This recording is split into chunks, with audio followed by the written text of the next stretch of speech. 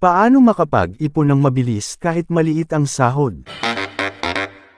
Masarap isipin na marami ng mga Pilipino sa ngayon ang conscious sa kanilang financial life. Bagaman marami na sa atin ang alam ang importance ng pagbibuild ng wealth at pagpaplano sa future, ang pagsisave ng pera ay nananatiling struggle lalo na sa mga minimum wage earners.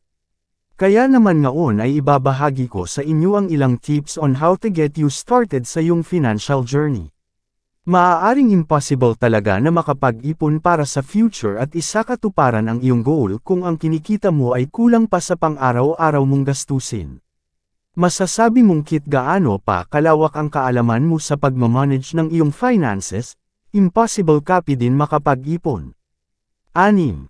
Avoid bank fees. Ang pag-iipon ng pera sa bangko ang isang paraan para makontrol mo ang iyong expenses. Nakakatulong ito para maiwasan natin ang mga unplanned expenses dahil medyo hassle din ang pag-withdraw.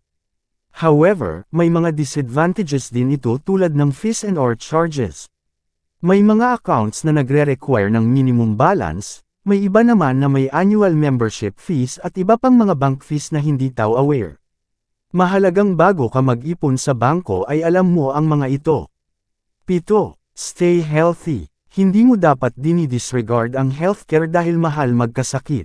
Bagaman maaring maging added expenses mo ito lalo na at ikaw ang nagbabayad ng iyong health insurance, maaari mo namang maiwasan ang higit na mas malaking expenses kapag ikaw ay nagkasakit. May iba pa ding paraan para maiwasan ito tulad ng pagkain ng healthy foods, matulog sa tamang oras, mag-exercise at iwasan ang bisyo tulad ng alak at sigarilyo. Sa ganitong paraan, bukod sa mas makakapag-ipon ka, mas mamamaximize mo pa ang iyong full potential dahil healthy ka. Kung ikaw ay nahihirapang mag-ipon dahil hindi sapat ang kinikita mo sa ngaon, huwag mawalan kang mawalan ng pag-asa.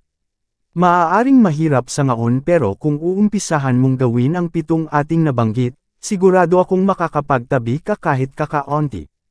In summary, ang 7 paraan para makapag-ipon ka kahit minimum wage earner ka ay ang sumusunod. Monitor your expenses. Budget. Reduce the biggest expenses. Pay off debts. Explore opportunities to earn more. Avoid bank fees. Stay healthy. Lagi nating tanda na, it is not your salary that makes you rich, it is your spending habits.